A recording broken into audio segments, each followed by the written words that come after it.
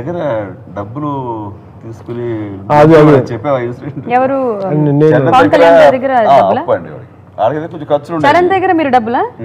నాకు దాంట్లో పెద్ద మొహమాటంగా సిగ్గుగా లేదు, అవసరమైతే ఎవరి దగ్గర తీసుకుంటాను. చిన్నపిల్లల దగ్గర తీసుకుంటా. సినిమా స్టార్ట్ అయినంత వరకు డబ్బులు డబ్బు అవసరాలకి పెద్ద ఎన్ని ఆలోచించాం కదా. అంటే నాకు ఫస్ట్ సినిమా స్టార్ట్ అయినప్పుడు అరవై నెలకి 5,000 ఇచ్చేవాడు. సినిమా అయిపోయిన తర్వాత ఇంక డబ్బులు లేవు మధ్యలో. ఆ పీరియడ్ ఖాళీగా ఉండేవాడు, అసలు డబ్బులు అడగడానికి ఏముండే. మా వదిన డబ్బులు అడగలేను కదా, సినిమా అయిపోయిన హీరో అయిపోయి ఇంకేం నన్ను అడుగుతా డబ్బులు అని వదిన అనుకుంటుంది అని చెప్పి నాకు ఏం చేయాలో తెలిసేది. ఎప్పుడన్నా పొరపాటున దొరికాయి. ఇప్పుడు హోటల్కి వెళ్ళి చిల్లర ఉంటారే నీ దగ్గర పెట్టుకొని చూసేవాడు, తీసుకుంటే సన్నిభవం చేసుకోలేను వాడు. చాలా డబ్బులు చాలా ఉండే. ఆ మధ్యలో ఒక లీన్ పీరియడ్ వచ్చేది, అంటే కనీసం ఒక 10 రూపాయలు 5 రూపాయలు కూడా ఉండేది కదా. ఎవరిని అడగాలో తెలియదు. వీళ్ళ దగ్గర డబ్బులు ఎందుకుంటే తెలియదు నాకు. పాకెట్ మనీ వీళ్ళు ఖర్చు పెట్టుకోవడం తెలియదు కదా. 200 ఇచ్చారండి.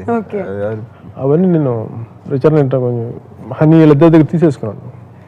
తీసేసుకున్నానంటే మీకు ఎందుకు, నేను వడ్డీతో పాటు మీకు ఇచ్చేస్తాను కదా, మీరు ఇంకా చాలా సినిమాలు వస్తాయి, బోలని డబ్బులు వస్తాయి, బోలని డబ్బులు మీకే అని చెప్పి ఆ డబ్బులు వాడేసుకున్నాను. మేము కూడా ఖర్చు పెట్టేవాళ్ళం కాదండి, వడ్డీ ఇస్తారు కదండి దాచిపెట్టుకునేవాళ్ళం, దాచిపోయి అంకించేవాళ్ళం. వీళ్ళు ఆల్మోస్ట్ ఖుషి దాకా అడిగేవాళ్ళు డబ్బులు ఎప్పుడు రీపే చేస్తానా, ఇప్పుడే డబ్బులు పంటరా.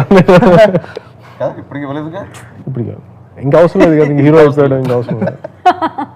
కానీ ఎంతైనా బాకీ అంటే ఎప్పుడు ఇలాంటి టాక్ షోస్ రాని కళ్యాణ్ అవును చరణ్ కోసం ఫస్ట్ టైం వచ్చి చెప్తున్నాడంటే అదే 10,000 అయితే అది ఇంకా ఎదురు నువ్వు ఇవ్వాలి చరణ్ అంటాడు. ఇంకా అందరూ ఎక్కువ అడగ, ఇంకా ఎందుకంటే రావడమే 10,000.